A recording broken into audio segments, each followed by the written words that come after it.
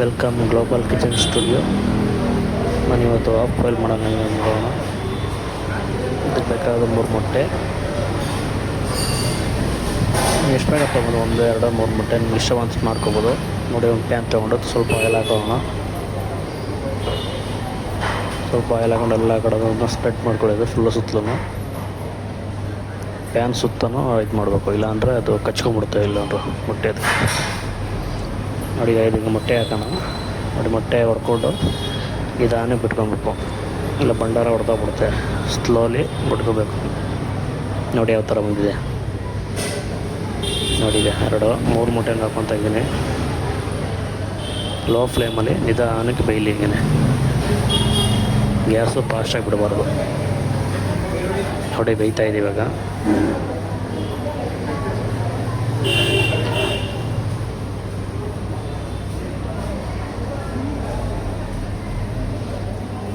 ಹಾಗೆ ಕಡಿಮೆ ಫ್ಲೇಮಲ್ಲಿ ಬೇಯಬೇಕು. ನೋಡಿ, ಸಾಲ್ಟ್ ಹಾಕೊಳ್ಳಿ, ಮೇಲ್ಗಡೆ ಸ್ವಲ್ಪ ಚಿಲ್ಲಿ ಪೌಡ್ರು,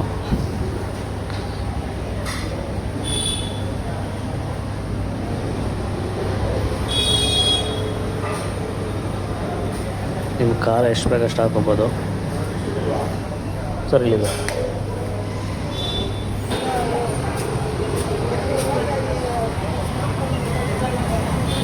ನೋಡಿ. ಈ ಥರ ಕೆಳಗಡೆ ನೀಟಾಗಿ ಬೆಂದಮೇಲೆ ಅದು ಕಚ್ಕೊಳ್ಳಲ್ಲ. ಈ ಥರ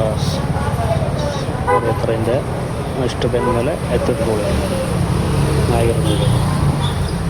ಅದ್ರ ಮೇಲ್ಗಡೆ ಸ್ವಲ್ಪ ಕೊತ್ತಂಬರಿ ಸೊಪ್ಪು ಹಾಕ್ಕೊಳ್ಳಿ, ಚೆನ್ನಾಗಿರುತ್ತೆ ತಿನ್ನೋದಕ್ಕೆ.